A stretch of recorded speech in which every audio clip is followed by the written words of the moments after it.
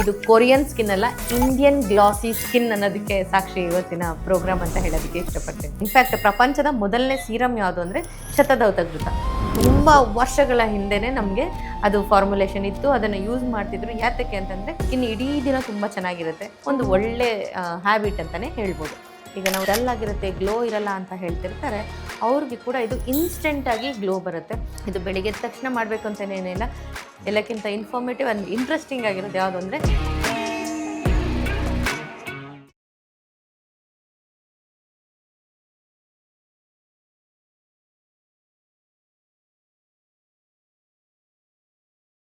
ನಮಸ್ಕಾರ. ಬಡಕಿಲಾ ಪ್ರದೀಪ್ ಯೂಟ್ಯೂಬ್ ಚಾನಲ್ನ ಎಲ್ಲ ವೀಕ್ಷಕರಿಗೂ ಕೂಡ ಶುಭಾಶಯ ಆ್ಯಂಡ್ ಕಂಗ್ರ್ಯಾಚುಲೇಷನ್ಸ್. ಯಾಕಂದರೆ ನಾವು ಸೌಂದರ್ಯ ಜ್ಞಾನ ಸೀರೀಸ್ನ ಇನ್ನೊಂದು ವಿಶೇಷವಾದ ವಿಭಿನ್ನವಾದಂತಹ ಹೊಸ ಬ್ರ್ಯಾಂಚನ್ನು ಇಲ್ಲಿ ಓಪನ್ ಮಾಡ್ತಾ ಇದ್ದೀವಿ. ಸೌಂದರ್ಯ ಜ್ಞಾನ ಮೇಕ್ ಓವರ್ ಮಂತ್ರ.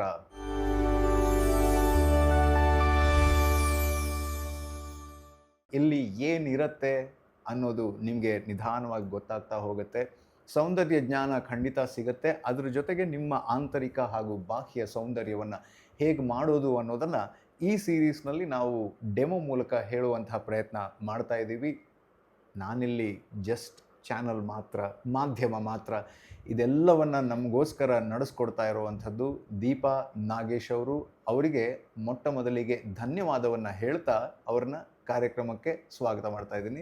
ನಮಸ್ಕಾರ. Thank you so much for the wonderful opportunity Pradeep. ನಿಜ ಹೇಳಬೇಕು ಅಂತಂದರೆ ಚಾನಲ್ ಸೂಪರ್ ಡೂಪರ್ ಹಿಟ್ ಆಗ್ತದೆ ಅನ್ನೋದಕ್ಕಿಂತ ಹೆಚ್ಚಾಗಿ ನಿಮ್ಮ ಚಾನಲಿಂದ ಈ ದೀಪ ಕೂಡ ಬೆಳಗ್ತಾ ಇದ್ದಾಳೆ ಅಂತ ಹೇಳೋದಕ್ಕೆ ಇಷ್ಟಪಡ್ತೀನಿ. ಈ ದೀಪದಿಂದ ಚಾನಲ್ ಬೆಳಗ್ತಾ ಇದೆ ವಿನ್ ವಿನ್ ಸಿಚುವೇಶನ್ ಅಂತ ಹೇಳ್ಬೋದು. ತುಂಬ ಚೆನ್ನಾಗಿ ರೆಸ್ಪಾಂಡ್ ಬರ್ತಿದೆ. ವೀಕ್ಷಕರು ಕೂಡ ನಿಮ್ಮ ಪರವಾಗಿ ನಾನು ಥ್ಯಾಂಕ್ಸ್ ಹೇಳೋದಕ್ಕೆ ಇಷ್ಟಪಡ್ತೀನಿ. ಯಾಕಂದರೆ ಅವರ ಸಪೋರ್ಟ್ ಇಲ್ದ್ರೆ ನಾವು ಇಷ್ಟೆಲ್ಲ ಮಾಡೋದಕ್ಕೆ ಸಾಧ್ಯನೇ ಆಗ್ತಾ ಇರಲಿಲ್ಲ. ವೆರಿ ಫ್ಯೂ ಮಿನಿಟ್ಸ್, ಫ್ಯೂ ಅವರ್ಸ್ಗಳಲ್ಲಿ ವ್ಯೂಸ್ ಇಷ್ಟೊಂದು ಚೆನ್ನಾಗಿ ಬರ್ತಾ ಇರೋದು ನಿಜಕ್ಕೂ ಶ್ಲಾಘನಾರ್ಹ ಅಂತಲೇ ಹೇಳೋದಕ್ಕೆ ಇಷ್ಟಪಡ್ತೀನಿ. ಹಾಗೆ ಇವತ್ತಿನ ಹೊಸ ಸೀರೀಸ್ನ ಸ್ಟಾರ್ಟ್ ಮಾಡೋಣ, ಸ್ವಚ್ಛಂದವಾಗಿ ಸ್ಟಾರ್ಟ್ ಮಾಡೋಣ. ಎಲ್ಲದಕ್ಕಿಂತ ಮುಂಚೆ ಇವತ್ತು ಹಾಲಿನಿಂದ ಸ್ಟಾರ್ಟ್ ಮಾಡೋಣ. ಅಮೃತಕ್ಕೆ ಸಮಾನವಾಗಿರುವಂಥ ಹಾಲಿನಿಂದ ಯಾವುದೆಲ್ಲ ನಾವು ಅಂದರೆ ಡೆಮಾನ್ಸ್ಟ್ರೇಷನ್ ಹೇಗೆ ಮಾಡ್ಕೊಳ್ಬೋದು, ಮನೆಯಲ್ಲೇ ಹೇಗೆ ಸ್ಕಿನ್ ಕೇರ್ ಮಾಡ್ಕೊಳ್ಬೋದು ಅಂತ ಅನ್ನೋ ಒಂದು ವಿಶೇಷವಾದ ಕಾರ್ಯಕ್ರಮನ ಇವತ್ತು ಶುರು ಮಾಡೋಣ.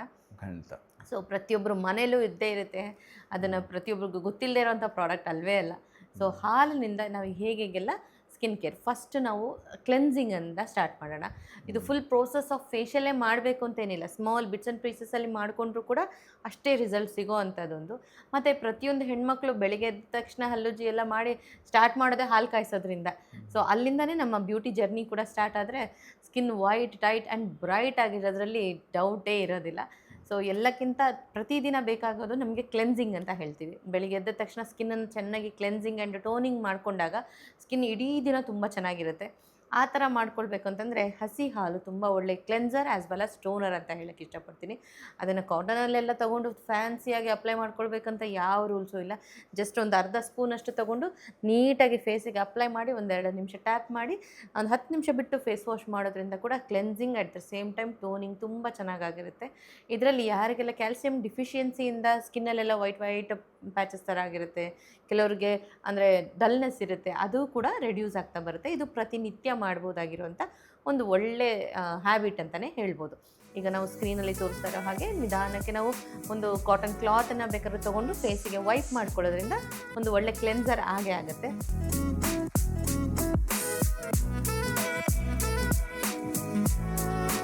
ಇದು ಬೆಳಿಗ್ಗೆ ಎದ್ದ ತಕ್ಷಣ ಮಾಡಬೇಕು ಅಂತೇನೇನಿಲ್ಲ. ಹೊರಗಡೆ ಎಲ್ಲ ಓಡಾಡಿ ಬಂದಾಗ ಕಾರ್ಬನ್ ಕಲೆಕ್ಟ್ ಆಗಿರುತ್ತೆ, ತುಂಬ ಪೊಲ್ಯೂಷನಿಂದ ಸ್ಕಿನ್ ಕೂಡ ಡ್ಯಾಮೇಜ್ ಆಗಿರುತ್ತಲ್ಲ, ಆಗ ಕೂಡ ಕ್ಲೆನ್ಸರ್ ಆಗಿ ಯೂಸ್ ಮಾಡ್ಬೋದು.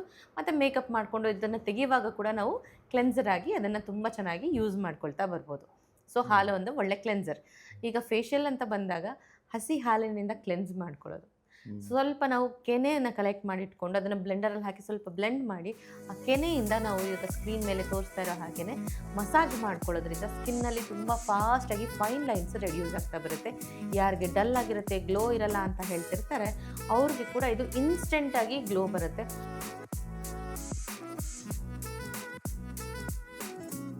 ಸೊ ಅದು ವೆಯ್ಟ್ ಮಾಡೋ ನೆಸಸರಿನೇ ಇರೋದಿಲ್ಲ, ಅಷ್ಟು ಫಾಸ್ಟಾಗಿ ಅದು ಸ್ಕಿನ್ ಒಳಗಡೆ ಪೆನಿಟ್ರೇಟ್ ಆಗಿ ರಿಸಲ್ಟನ್ನು ಕೊಡುವಂಥ ಒಂದು ಒಳ್ಳೆ ಫೇಸ್ ಪ್ಯಾಕ್ ಅಂತ ಫೇಸ್ ಮಸಾಜಿಂಗ್ ಏಜೆಂಟ್ ಅಂತಲೇ ಹೇಳ್ಬೋದು. ನಾವು ನಮ್ಮ ಪಾರ್ಲರಲ್ಲಿ ಇದಕ್ಕೆ ಅಡಿಷ್ನಲ್ ಆಗಿ ಏನು ಮಾಡ್ತೀವಿ ಅಂತಂದರೆ ಬೆಣ್ಣೆ ತೊಗೋತೀವಿ. ನಾಟಿ ಹಸುವಿನ ಬೆಣ್ಣೆ, ಹಾಲಿನಿಂದನೇ ಬಂದಿರೋಂಥ ನಾಟಿ ಹಸುವಿನ ಬೆಣ್ಣೆ ತೊಗೊಂಡು ಸ್ವಲ್ಪ ಸ್ಯಾಫ್ರನ್ ಅಂದರೆ ಕೇಸರಿ ದಳೆಗಳನ್ನ ಹಾಕಿ ಡಬಲ್ ಬಾಯ್ಲ್ ಮಾಡಿ ಅದರಿಂದ ಮಸಾಜ್ ಮಾಡ್ಕೊಳ್ಳೋದ್ರಿಂದ ಕೂಡ ಫೇಸ್ ತುಂಬ ಚೆನ್ನಾಗಿ ಬ್ರೈಟ್ ಆಗುತ್ತೆ, ಡಾರ್ಕ್ ಸರ್ಕಲ್ ರೆಡಿ. ನಾಟಿ ಹಸುವಿನ ಹಾಲೇ ಮುಖ್ಯ. ಹಾಂ, ಅದರಲ್ಲಿ ತುಂಬ ಚೆನ್ನಾಗಿ ಅದು ಅಮೃತಕ್ಕೆ ಸಮಾನ ಅಂತ ಹೇಳ್ತೀವಲ್ಲ. ಸೊ ಹಾಗಾಗಿ ಹೆಚ್ಚಾಗಿ ನಾವು ಪಾರ್ಲರಲ್ಲಿ ನಾಟಿ ಹಸುವಿನ ಬೆಣ್ಣೆ ಅಥವಾ ತುಪ್ಪನ ಯೂಸ್ ಮಾಡ್ತಾ ಇರ್ತೀವಿ.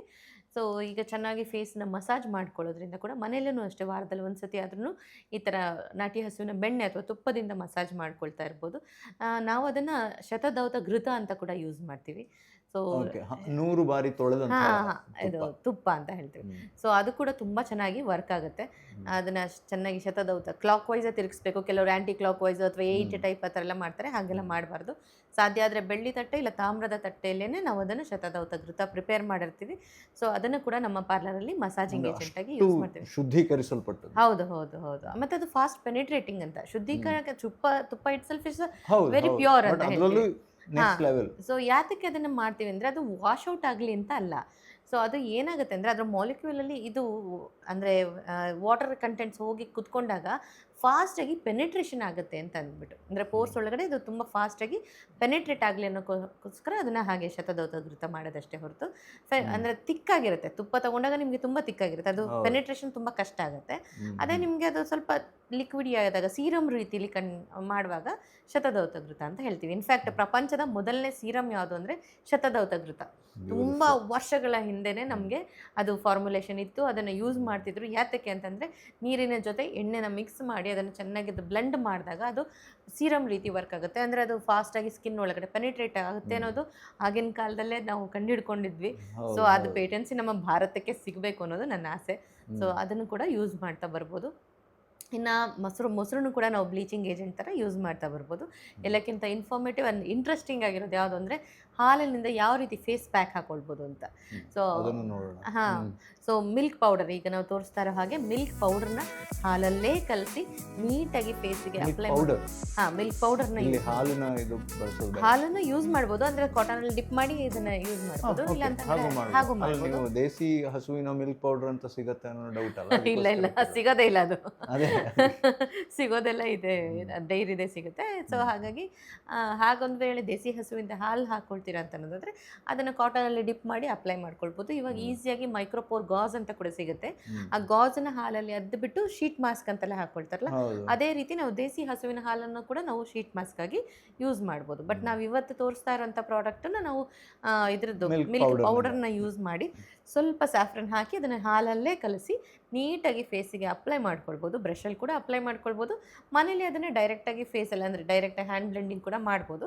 ಮಾಡಿ ಯಾರಿಗೆಲ್ಲ ಡಾರ್ಕ್ ಸರ್ಕಲ್ಸ್ ಇರುತ್ತೋ ಅವರು ಒಂದು ಕಾಟನ್ ಕ್ಲಾತ್ನ ಹಸಿ ಹಾಲು ಅಥವಾ ಚಿಲ್ಡ್ ಹಾಲಲ್ಲಿ ಅದ್ದಿ, ನಾವು ಈಗ ಸ್ಕ್ರೀನ್ ಮೇಲೆ ತೋರಿಸ್ತಾ ಇರೋ ಹಾಗೆ ಐಪ್ಯಾಡನ್ನು ಇಟ್ಕೊಳ್ಳೋದ್ರಿಂದ, ಹಸಿ ಹಾಲನ್ನು ಐಪ್ಯಾಡ್ ಆಗಿ ಇಟ್ಕೊಳ್ಳೋದ್ರಿಂದ ತುಂಬ ಫಾಸ್ಟಾಗಿ ಡಾರ್ಕ್ ಸರ್ಕಲ್ಸು ರೆಡ್ಯೂಸ್ ಮಾಡ್ತಾ ಬರ್ಬೋದು. ಇನ್ಫ್ಯಾಕ್ಟ್ ಕಣ್ಣು ಉರಿ ಆಗೋವಂಥದ್ದು ಅಥವಾ ಹೀಟ್ ಆದಾಗ ಕೂಡ ಕಣ್ಣು ರೆಡ್ಡಿಶ್ ಆಗಿರುತ್ತೆ, ಅದನ್ನೆಲ್ಲ ರೆಡ್ಯೂಸ್ ಮಾಡೋದಕ್ಕೆ ಈ ಅಂಡ್ರೈ ಡಾರ್ಕ್ ಸರ್ಕಲ್ಸನ್ನ ರೆಡ್ಯೂಸ್ ಮಾಡೋವಂಥ ಒಂದು ಪ್ಯಾಡ್ ಏನಿದೆ ಅದು ಹಸಿ ಹಾಲಲ್ಲಿ ಅದ್ದಿ ಹಚ್ಕೊಳ್ಳೋದ್ರಿಂದ ಪ್ರತಿನಿತ್ಯ ಯೂಸ್ ಮಾಡ್ಬೋದು. ಫೇಸ್ ಪ್ಯಾಕ್ ಹಾಕಿದ್ದಾಗಲೇ ಅಂತಲ್ಲ, ಪ್ರತಿನಿತ್ಯ ನಾವು ಅದನ್ನು ತುಂಬ ಸ್ಟ್ರೆಸ್ ಆಗಿದೆ, ಕಂಪ್ಯೂಟ್ರಲ್ಲಿ ಜಾಸ್ತಿ ಕೆಲಸ ಮಾಡ್ತಿರ್ತಾರೆ, ಆ ಥರದವ್ರು ಮನೆ ಬಂದಾಗ ಚಿಲ್ಡ್ ವಾಟರ್ ಅಥವಾ ಚಿಲ್ಡ್ ಮಿಲ್ಕ್ನ ಐಪ್ಯಾಡ್ ಆಗಿ ಅಪ್ಲೈ ಮಾಡಿಕೊಂಡು 10 ಮಿನಿಟ್ಸ್ ಬಿಟ್ಟು ವಾಶ್ ಮಾಡೋದ್ರಿಂದ ತುಂಬ ಫಾಸ್ಟಾಗಿ ಡಾರ್ಕ್ ಸರ್ಕಲ್ಸ್, ಪಫಿನೆಸ್ ಎರಡನ್ನೂ ರೆಡ್ಯೂಸ್ ಮಾಡ್ತಾ ಬರ್ಬೋದು. ಹೀಗೆ ಇವತ್ತು ಇಡೀ ಮಿಲ್ಕ್ ಆ್ಯಂಡ್ ಮಿಲ್ಕ್ ಪ್ರಾಡಕ್ಟಿಂದನೇ ಮಾಡುವಂಥ ಫೇಶಿಯಲ್ ಡೆಮಾನ್ಸ್ಟ್ರೇಷನ್ ಕೂಡ ತೋರಿಸಿದ್ದೀವಿ.